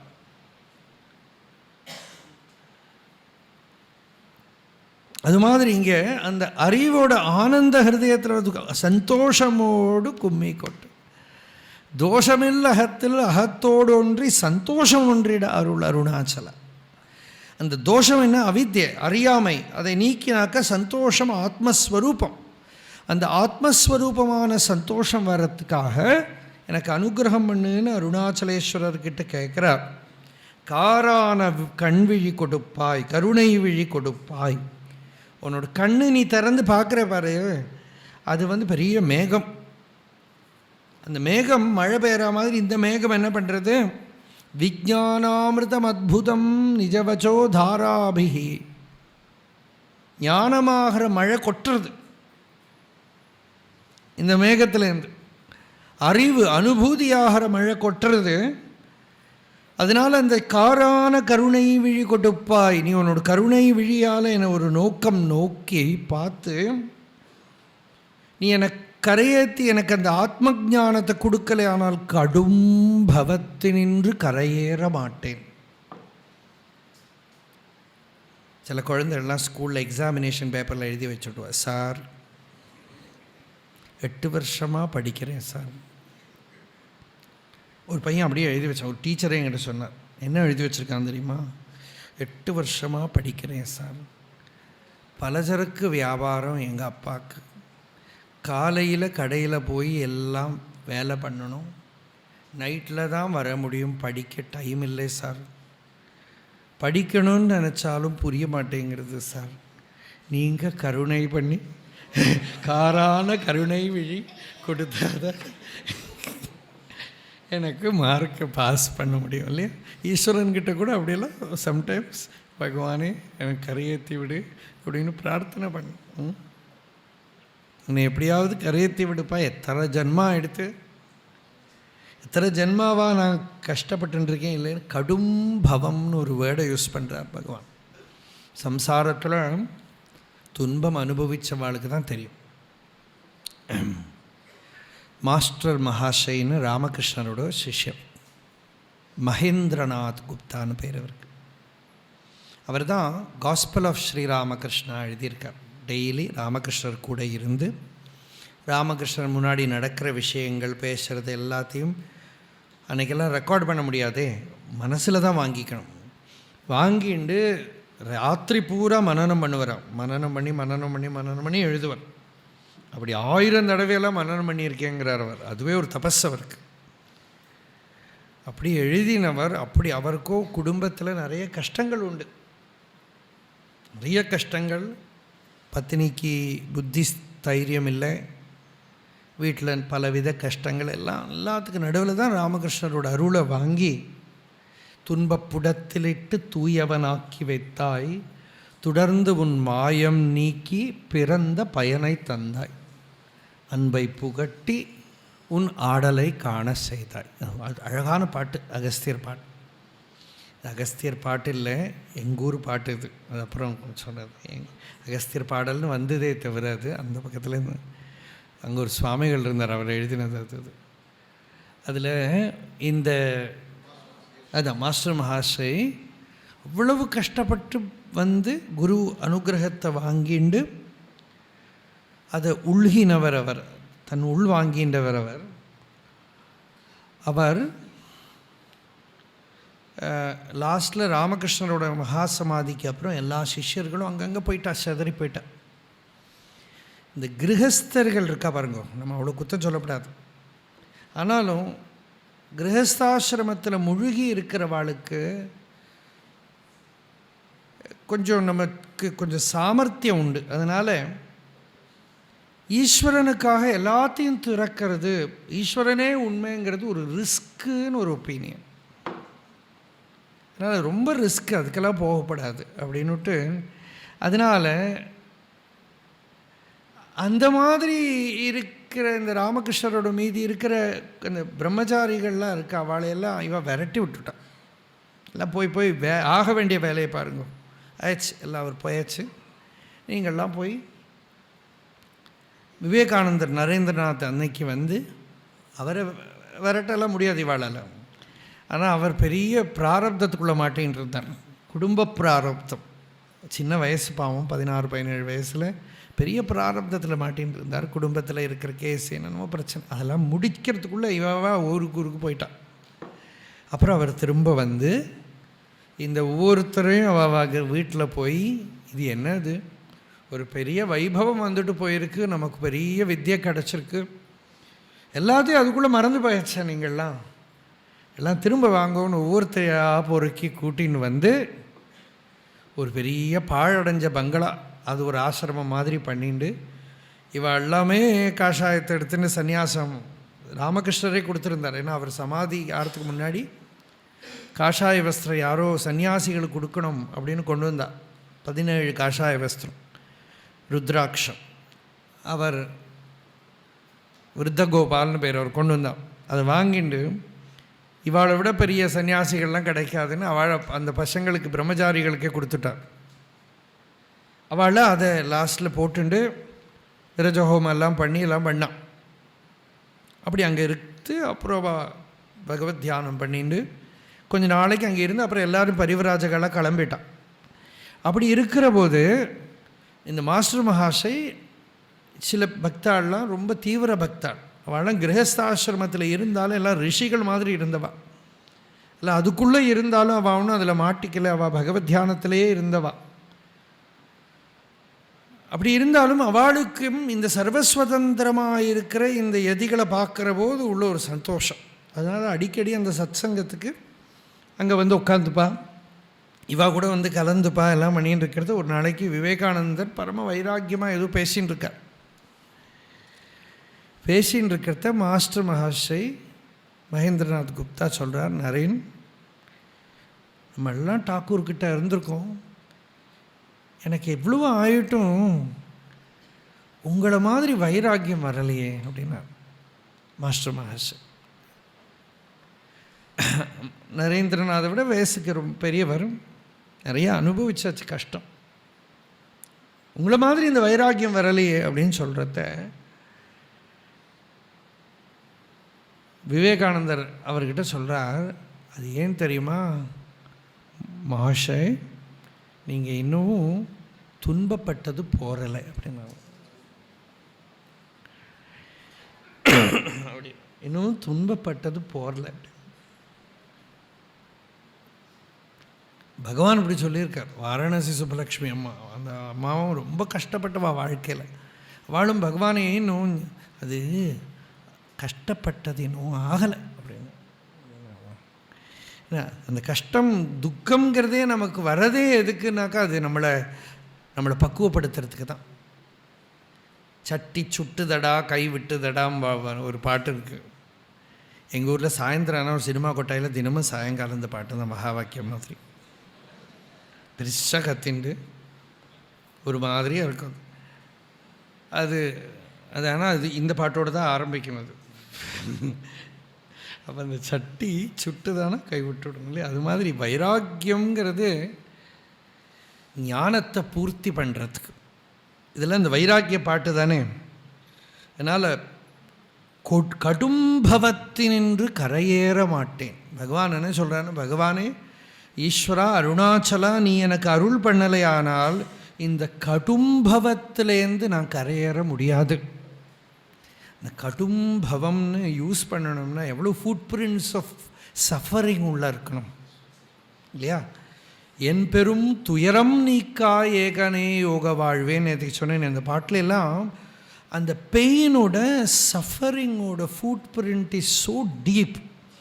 அவ்வளவு பெயினை அப்சார்வ் பண்ணிகிட்டு இருந்தால் தான் அப்போ தான் அந்த ஞானத்தோட பக்குவத்துக்கு ரெடி ஆகிடுறது. கடும்பவத்தினின்று கரையேற மாட்டேன். நேரானதுண்டோ தாய் சிசுவுக்கு. நான் ஒரு சிசு, நீ தாய். அழுதுண்டு வர குழந்தைக்கு பால் கொடுக்கிற தாயார மாதிரி. அந்த தாயோட பால் குடிச்சுதானா குழந்தைக்கு புஷ்டி வரா மாதிரி உன்னோட பால் குடிச்சுதானே இங்கே சாந்தி வரும். தபஸ்தன்யம் மன்யே தரணிதர கன்யே ஹிருதயதா பயஃப் பாரம் பரிவஹதி பயஃப் பாராவாரம் பரிவஹதி சாரஸ்வத இவ தயாவத்யா தத்தம் திரவிட சிசு ஆஸ்வாத்ய தவ யத் கவீனாம் பிரௌடானாம் அஜனி கமனீய கவயிதா. பகவத்பாதால் சொல்கிறார், அந்த பார்வதி அம்பாள் தரணிதர கன்யே, உன்னோட ஹிருதயத்திலேருந்து வர பாலை குடித்த குழந்தைகள்லாம் எல்லாம் பரமஹம்சர்கள். சுப்பிரமணிய சுவாமி ஆகட்டும், பிள்ளையார் ஆகட்டும்.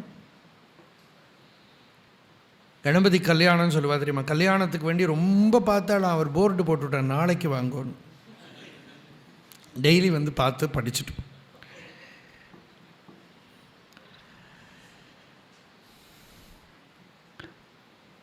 அவள்லாம் வந்து சந்தோஷமாக இருக்கார் பாருங்க.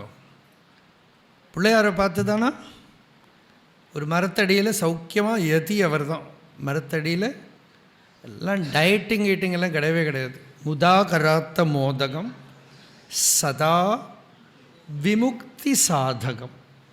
அதான் கையில் நல்ல சந்தோஷமாக முதாகராத்த மோதகம். கையில் ஆற்ற வச்சுருக்கிறது என்ன மோதகம், சந்தோஷத்தை வச்சுருக்கார். கொழக்கட்டை இல்லை அது, அது மோதகம். அவர் பக்கத்தில் போனால் மோதகம்னாக்க எது சந்தோஷத்தை கொடுக்குமோ அது மோதகம். சமோததே மோதனீயம் ஹி லப்த்வா அப்படின்னு. முதாகராத்த மோதகம் சதா விமுக்தி சாதகம். முக்தியை கொடுக்கிறார். அப்படி சந்தோஷமாக இருக்க. அதனால் அந்த ஈஸ்வரன் கிட்ட சொல்கிறார், நான் கரையேற மாட்டேன், என்னால் முடியாது, கடும் பவத்தினின்று கரையேற மாட்டேன். நீ ஒரு சிசுவுக்கு தாய் பண்ணுற கருணை போல் என்கிட்ட பண்ணி ஆகணும்.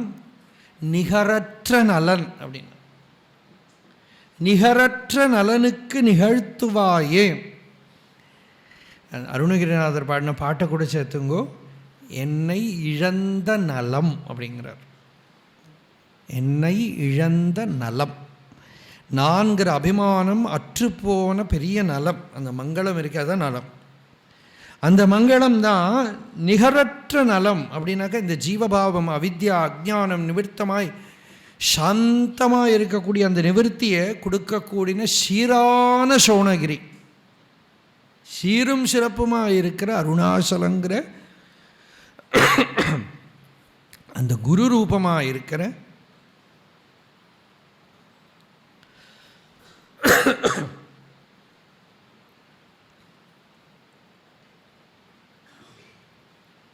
ஹாடக ஷீர் மணிக்குன்றே,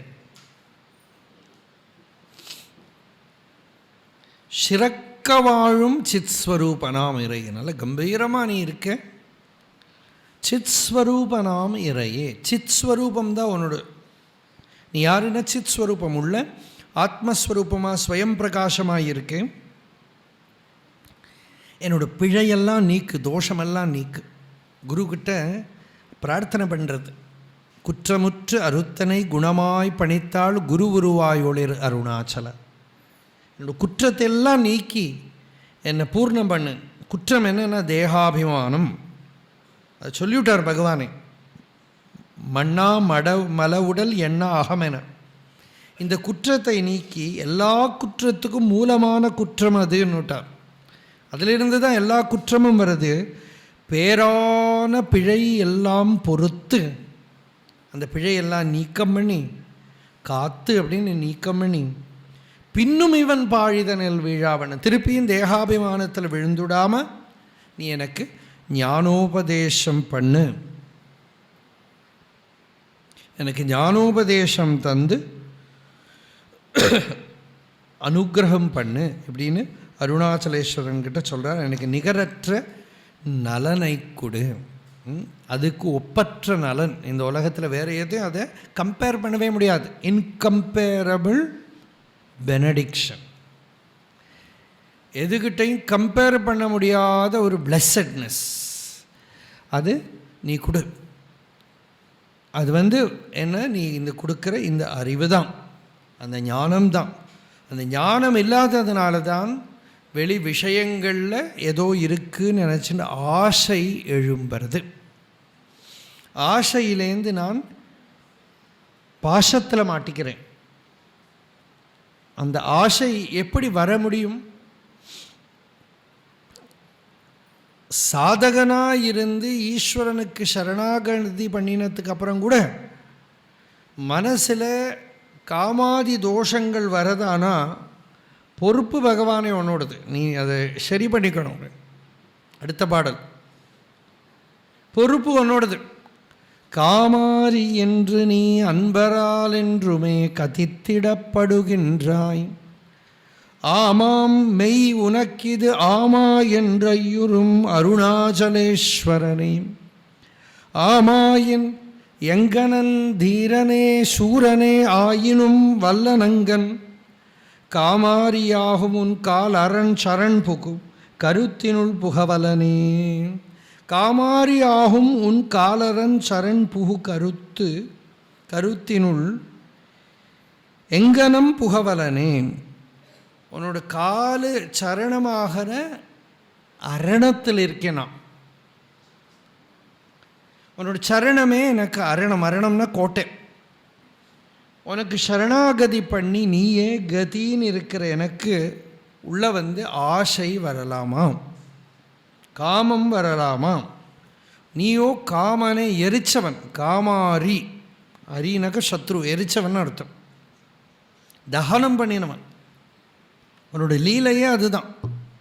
ஸ்மசானத்தில் எரிச்சுன்னு இருக்கான். அவன் என்ன எரிக்கிறான்னா காமத்தை எரிச்சுன்னு இருக்கான். காமாரி என்று நீ அன்பரால், பக்தாள்லாம் உன்னோட அந்த காமாரிங்கிற பேரை ஸ்துதி பண்ணியிருக்கா. உலகத்தில் இருக்கிறவாளுக்கெல்லாம் ஆசைங்கிறது ரொம்ப பெருசு. ஆனால் உனக்கோ அது எரிக்க வேண்டிய வஸ்துவாக இருக்குது. உன்னோட கண்ணை திறந்தாலே எல்லாம் எரிஞ்சு போய்டுறது. தேவர்கள்லாம் போய் பிரார்த்தனை பண்ணுறா பகவானை அந்த பார்வதி பரிணயத்துக்கு. அப்போ காமதேவன் போய் கூப்பிடுறான் இந்திரன். ஒரு கதை குமார சம்பவத்தில். அப்போது இந்திரன் சுப்பீரியர் ஆஃபீஸர், இவன் ஒரு பியூனு. இவனை பார்க்குறதுக்கு இந்திரன் வந்தப்போ இவன் ஃப்ளாட்டர்டு. அப்போ இவன் சொல்கிறான், யாருக்கு வேணா நான் மனசில் சாஞ்சல்யத்தை கொண்டு வந்துடுவேன். தைரியச்சுதிம் குருமி, தைரியச்சுதிம் குருமா பினாகபாணே, பினாகபாணிக்கு கூட நான் தைரியத்தை ஆட்டி விடுவேன். சுப்ரீம் எக்ஸாம்பிள் கொடுத்தான். இந்திரன் சொன்னான், அதுதான் வேணும் எங்களுக்கு. அப்போ பயந்து போயிட்டோம்.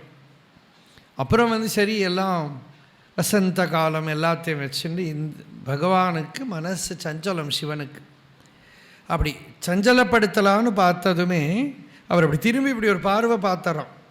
அப்போ தேவர்கள்லாம் ஆகாசத்துலேருந்து கத்துறா, கோபம் பிரபோ சம்ஹார சம்ஹாரயத்தை. நீ கோவிச்சுன்னு இப்படி பார்வை பார்த்து விட்டேன்னா எல்லாம் எரிஞ்சு போயிடுமேன்னு. அப்படி எரிச்சுட்டான். அனங்கன்னு பேர், அங்கம் இல்லாமல் ஆகிடுத்தான், அவனுக்கு ரூபம் இல்லாமல் ஆகிடுது. அதனால தான் அவனுக்கு காமாரின்னு பேர். ஈஸ்வரனுக்கு காமாரின்னு பேர், காமேஸ்வரன்னு பேர். ஈஸ்வரனாக இருக்கிறவன். காமாரி என்று நீ அன்பரால் என்றுமே கதித்திடப்படுகின்றாய். கதித்திடன்னு சொல்லப்படுறது, கதிக்கிறதுனால தான், கதிக்கிறதுன்னு சொல்கிறதுன்னு அர்த்தம். கதித்திடப்படுகின்றாய். ஆமாம், மெய் உனக்கு இது ஆமாம், ஆமாம் இது உனக்கு வாஸ்தவந்தானா என்று ஐயுறும். எனக்கே சந்தேகமாக இருக்குங்கிற அருணாச்சலேஸ்வரனே, எனக்கு சந்தேகமாக இருக்குது. ஆமாயின் அது வாஸ்தவமாக இருந்தால் எங்கனே தீரனே சூரனே ஆயினும். இந்த காமதேவன் எத்தனை தீரனோ சூரனோ ஆயிருந்தாலும் காமாரியாகும் உன்னோட காமனை எரிச்ச உன்னோட சரணத்தையே ஆசிரியிருக்கிற பக்தனோட மனசில் அவன் எப்படி பூந்துப்பான்? ஒரு பக்தனோட ஹிருதயத்தில் அவனால் எப்படி வேலை பண்ண முடியும்? இட் இஸ் நாட் பாசிபிள்னு அர்த்தம். உன்னோட சரணத்தை ஆசிரியிச்சுன்னு இருக்கிறவனுக்கு இந்த மாதிரி தோஷங்கள் வராது. உன்னோட சரணமே கதின்னு இருக்கிறவனுக்கு இந்த மாதிரி தோஷங்கள் வராது. ஆசையை அருமின் அப்படிங்கிறான். அந்த ஆசையை அறுறது எப்படி? ஈஸ்வரனோட சரணத்தை ஆசிரியிச்சுன்னு தான். பிரஜஹாதி யதா காமான் சர்வான் பார்த்த மனோகதான் ஆத்மன்யேவ ஆத்மனா துஷ்டஸ்தித பிரஜஸ்ததோச்சதே. ஆத்மஸ்வரூபத்தை தெரிஞ்சுக்கிற போது வெளியிலேருந்து விஷயங்களை அடைஞ்சு மனசில் இருக்கிற ஆசையை பூர்த்தி பண்ணி சந்தோஷப்படணுங்கிற ஒரு குறை இருக்காது. உள்ள நிறைஞ்சுடுத்தானா அப்புறம் வெளியிலேருந்து எதுக்கு என்ன கிடைக்கணும், எதுவும் வேண்டாம் அப்படின்னு. அதனால தான் ஈஸ்வரன் எல்லாத்தையும் தேவதைகளுக்கெல்லாம் கொடுத்து அமிர்த மதனத்தும் போது அவருக்கு என்ன கொடுத்தா? விஷம்தான், வேறு ஒன்றும் இல்லை, விஷம் தான். ஆனால் மற்றவாளுக்கு கஷ்டம் வர்றது எதுவும் அதை மட்டும் அவர் போய் வாங்கிட்டார். நாலம் வா பரமோபகாரகம் இதம் து ஏகம் பசூனாம் பதே. பெரிய உபகாரம் பண்ணினேன். பஷ்யன் குக்ஷிகதான் சராச்சரகணான் பாஹ்யஸ்திதான் ரக்ஷித்தும் சர்வாமிருத்திய பலாயன ஔஷதம் அதிஜ்வாலாகரம் பீகரம் நிக்ஷிப்தம் கரளம் கலேன கலிதம் நோத்கீர்ணமேவத்வயா. அதை அப்படி உள்ளே போட்டுண்டு தன்னையும் அஃபெக்ட் பண்ணலையும் உலகத்தையும் அஃபெக்ட் பண்ணலை. சாதாரணம் உள்ளே போனால் உள்ளே அஃபெக்ட் ஆகிடும், வெளியில் விட்டால் மற்றவாள் அஃபெக்ட் ஆகிடும். தொண்டையோடு நிறுத்திக்க.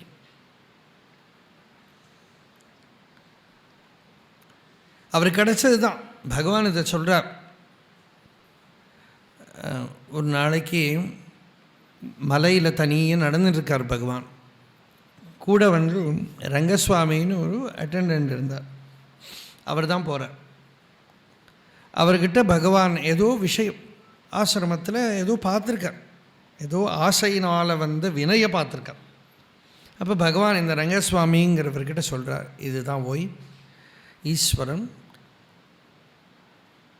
எல்லா சம்பத் சமிருதியும் தன்கிட்ட இருந்து திகம்பரனாக அலைஞ்சார் ஸ்மசானத்தில்.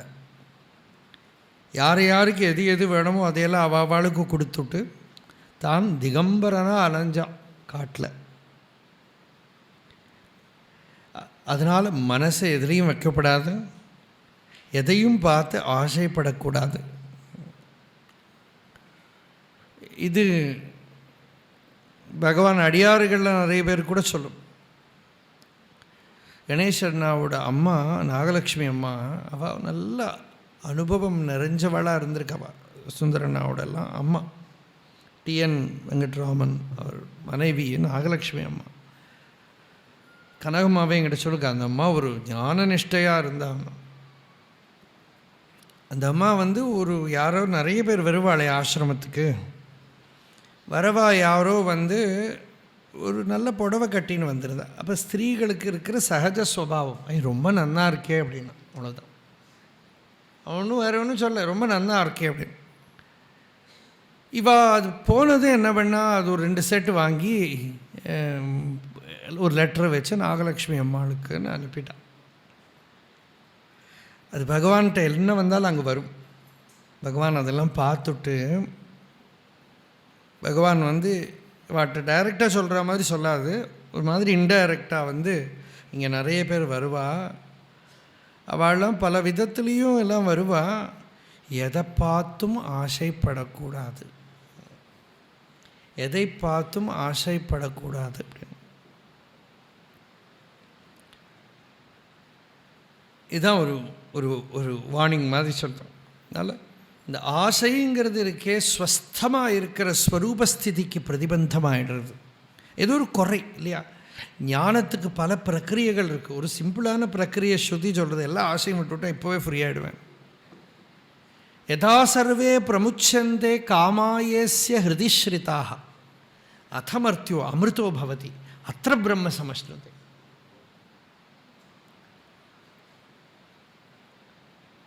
ரொம்ப சிம்பிள். ஆத்ம விசாரம் பண்ண வேண்டாம், பிரம்ம விசாரம் பண்ண வேண்டாம், ஒரு புஸ்தகம் படிக்க வேண்டாம், மந்திர ஜபம் வேண்டாம், தியானம் பண்ண வேண்டாம், சமாதி வேண்டாம், ஒன்றும் வேண்டாம். யதா சர்வே பிரமுச்சந்தே காமாயேஸ்ய ஹிருதிஸ்ரிதாக அதமர்த்தியோ அமிர்தோ பவதி அத்திர பிரம்ம. இங்கே இப்போ இருக்கிற இடத்துலையே இப்பொழுதே வீடுருவர் அப்படின்னும், இங்கேயே ஃப்ரீ ஆகிடுவான். he becomes liberated.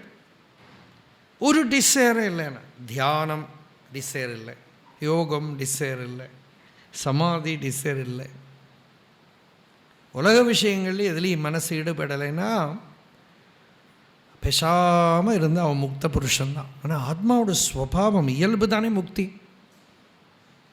ஒன்றும் அடையிறதுக்கு இருக்கிற விஷயம் இல்லை. இந்த ஆசையினால தான் பந்தம் இருக்கிறதெல்லாம், இந்த ஆசையை இல்லாமல் பண்ணுறதுக்கு தான். அந்த ஆசையை நிவர்த்தி பண்ணுறதுக்கு தான். அந்த ஆசையை நிவர்த்தி பண்ணிவிட்டானால் இட் பிகம்ஸ் ஃப்ரீ.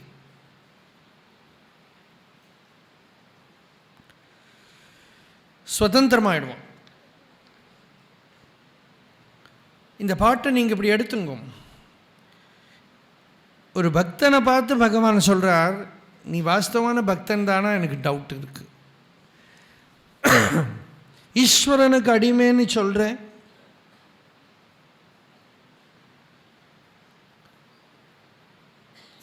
பக்தனை குத்தம் சொன்னால் பக்தன் கோவிச்சுன்னு விடுவான். அதனால் ஈஸ்வரனையும் குத்தம் சொல்கிறார். உனக்கு தைரியம் எல்லாம் போகலை, அதனால தான் பாரு இந்த பக்தன்கிட்ட ஆசைன்னும் இருக்குது. ஆமாம், நீ யாருக்கு அடியாருப்பா அப்படின்னு திருவாச்சகத்தில் வருவார். கோணமான நடந்துண்டு அவர் மாணிக்கவாசகர், அது விஷயமே வேறு. அவர் என்ன சொல்கிறாருன்னா, நான் இப்படி தான் கண்டபடி இருந்துட்டு யாராவது கேட்டுதானா என்னோடய ஐடென்டிட்டி கார்டு உத்தரகோஷ மங்கைக்கரசு அடியார் கடியேன்னு காட்டிவிடுவேன். அப்புறம் அவள்லாம் ஒன்றை தான் அரெஸ்ட் பண்ணுவான். உன் பேரில் தான் குத்தமெல்லாம் விழும், அதனால் உன் பேர் நன்னா வச்சுக்கணுமானா இப்பழி தப்பு. இந்த பழி விழாமல் இருக்கணுமானா நீ முதல்ல என்ன சரி பண்ணணும். நான் பாட்டுக்கு இங்கே சுற்றி அட்வர்டைஸ் பண்ணி நடந்துகிட்டே இருப்பேன். அதனால் உன் பேர் கட்டு போகாமல் இருக்கணுமானா என்ன சரி பண்ணிக்கோ அப்படிங்கிற.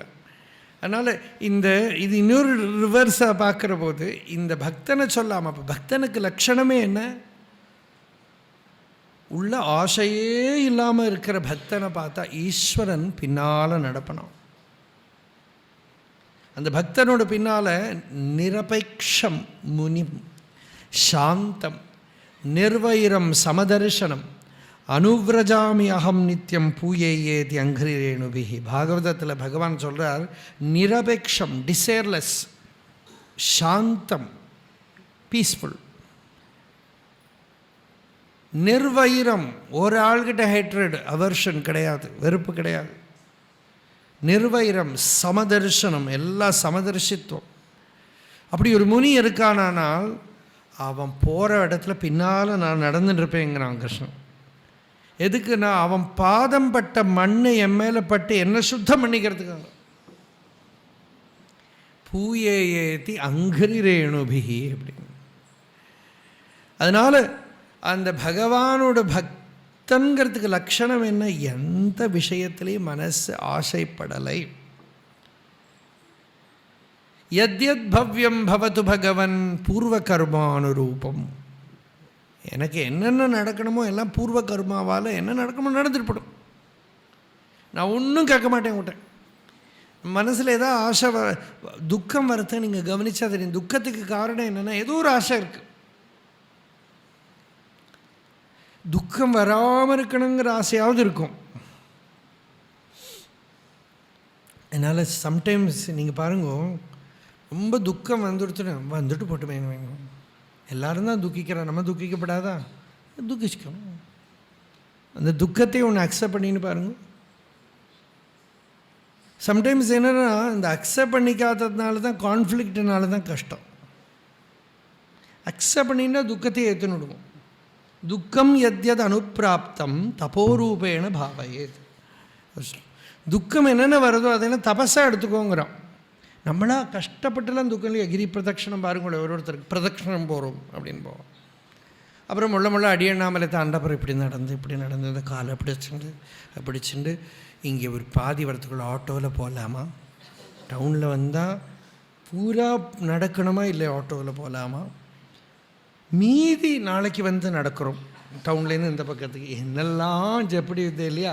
இதெல்லாம் என்னன்னாக்கா ஃபஸ்ட்டு டைம் நடக்கிற போது, ஆனால் அப்புறம் நடந்து வந்ததுக்கப்புறம் அடுத்த நாளைக்கு சாயந்தரம் பார்த்தா திருப்பியும் கிளம்புறேன். அப்போ என்னென்னா நம்ம ஒன்று ஒத்துண்டோம்னா அது இன்னும் ஒரு பெரிய இந்த கிரி பிரதட்சணத்துக்கு வரப்போ ஒரு விசேஷம் என்னென்னா ஏதோ ஒன்றும் கிடைக்கிறதுக்கு இல்லையே. இப்போ சபரிமலை ஏறுறா, கைலாஸ் யாத்திரான்னு போகிறா, எல்லாம் கஷ்டம் தானே. அவள் ஏற்றுக்கிற போது அந்த கஷ்டம் தெரியலை.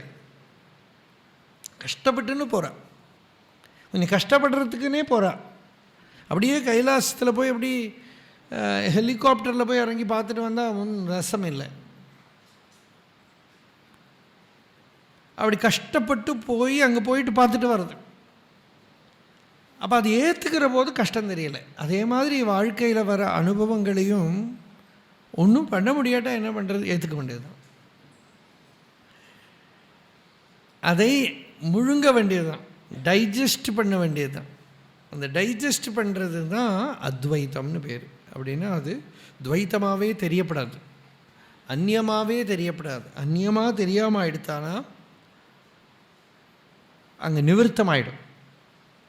இதுதான் இந்த பாடல். அதனால் எதை பற்றியும் ஒரு நிர்பந்தம் இல்லாமல் ஈஸ்வரன்கிட்ட ஒப்படைச்சு அவனோட கால அரண் சரண், அவனோட காலாகிற பாதமாகிற கோட்டைக்குள்ளே சரணாகதி பண்ணி அவன் பார்த்துக்கிறான். ரட்சிஷ்யதீதி விஸ்வாசா கோப்திருத்துவ வரணம் ததா. இப்படியெல்லாம் ராமானுஜர் சில லட்சணங்கள்லாம் பண்ணியிருக்கார். பகவான் என்னை காப்பாற்றுவர், அவன் எனக்கு ரட்சகன், அவன் காப்பாற்றுவங்கிற நம்பிக்கை. இப்படியெல்லாம் இருந்துட்டானா இவனுக்கு ஒரு ஸ்வஸ்ததை வந்துடும். அந்த ஒரு ஈஸ்வர தத்துவத்துக்கு ஒரு சரணாகதி பாவம் வந்துடும். அப்படி ஒரு வந்துடுத்தானால் இவன் ஆசையை உள்ளே இருந்து விட்டுட்டானாலே நிம்மதி வந்துடும், சாந்தி வந்துடும். அதுவே தான் யோகம், அதுவே தான் யோகத்துக்கு லட்சணம். இதுதான் இந்த பாடலோட கருத்து. இந்த பாடல் பார்த்து தானா ஈஸ்வரனு குத்தம் சொல்கிற மாதிரி இருக்கும், நிந்தாஸ்துதி. ஈஸ்வரன்கிட்ட உனக்கு ஒன்றும் பவர் இல்லைப்பா, உங்கள் ஆளு சரணத்திலேயே பூந்தவனுக்கு கூட எப்படி ஆசை வருது அப்படின்னு கேட்டுதானா சரியா? சரணத்தில் யார் சரணாகதி பண்ணால் அவனுக்கு ஆசை வரப்படாது. ஆசை வரதானால் அவனோட சரணத்துக்கு சரணாகதி பண்ணலை. சரணம் பவித்ரம் விததம் புராணம் ஏன பூதா. அந்த சரணம் என்ன பண்ணுறது? பியூரிஃபை பண்ணுறது, புனாதி, அந்த பரிசுத்தம் பண்ணுறது. தரதி துஷ்கிருத்தானி, எல்லா பாபங்களையும் அவனை தாண்ட வைக்கிறது, அவனை ஃப்ரீ பண்ணுறது. அந்த சரணம்ங்கிறது திருவிடை மருதூரில் இடைமருதனில் ஈண்ட எடுத்த பத்மபாதம், படிமபாதம். அந்த அங்கே மாணிக்க வாசகர் சொல்கிறார், அந்த சரணத்தை எடுத்து சிரசில் வச்சானோ ஈஸ்வரன். அது அந்த சரணம் என்ன பண்ணுறது? உள்ளே இருக்கிற ஆசையெல்லாம் எடுத்துடும். அதனால் பகவானே நீ உள்ளே இருக்கிற ஆசையை எரிச்சு நீ ஞான அக்னியாக ஹிருதயத்தில் விளங்கு. இதுதான் கார்த்திகை தீபம். நிறைய நெய்யெல்லாம் போட்டு ஏற்றுவா மேலே.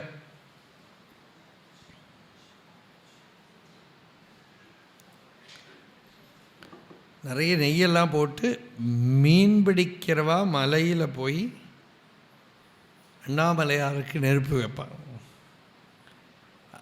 அக்னியோட மலையோட சிரசில். ஜலத்தில் மீன் பிடிக்கிறதுங்கிற ஒரு கர்மா, அது பண்ணுறது சிரசில் போய் அக்னி வைக்கிறது. அவளுக்கு தான் அது கர்மா, செம்படவர்கள். இப்படி அந்த உள்ள ஞான அக்னியை ஏற்றி பிரஜஹாதி யதா காமான் சர்வான் பார்த்த மனோகதான் ஆத்மன்யேவாத்மனா துஷ்டா. பரம சந்தோஷம் ஆத்மஸ்வரூபத்திலேயே ஏற்பட அந்த அருணாச்சலேஸ்வரர்கிட்ட பிரார்த்தனைன்னு வச்சுக்கலாம். இந்த பாடலை தொடர்ந்து நாளைக்கு பார்க்குறோம். சாயங்காலத்தில் இப்போ வேத பாராயணம் நடக்கும். அப்புறம் சாயங்காலத்தில் வர்ணக்கிரம பாராயணம் இருக்குது. ராமாயணம் தத்துவமசி தீக்ஷிதர் ஸ்ரீமத் வால்மீகி ராமாயணம் பிரவச்சனம் பண்ணுறார். 6:30 மணி தானே, 6:30 மணியிலேருந்து தினமும் வால்மீகி ராமாயணம் பிரவச்சனம் நடக்கிறது. அதிலே எல்லா பக்தாலும் கலந்துக்கலாம். பிரசாதம் இப்போவும் பிரசாதம் வாங்கின்னு போங்கோ. சாயங்காலத்தில் திவ்யநாமம், ராத்திரியில் அப்புறம் திவ்யநாமம் நடக்கும். ஹர நமः பார்வதீபதயே ஹர ஹர மஹா. யதோ மமாத்மா பவசி த்வமேவ ததோ ந வாச்யம் மம கிஞ்சிதஸ்தி. யதா தவேஷ்டம் குரு மாம் ததைவ த்வாம் ஆத்மநாதம் ரமணம் பஜாமி.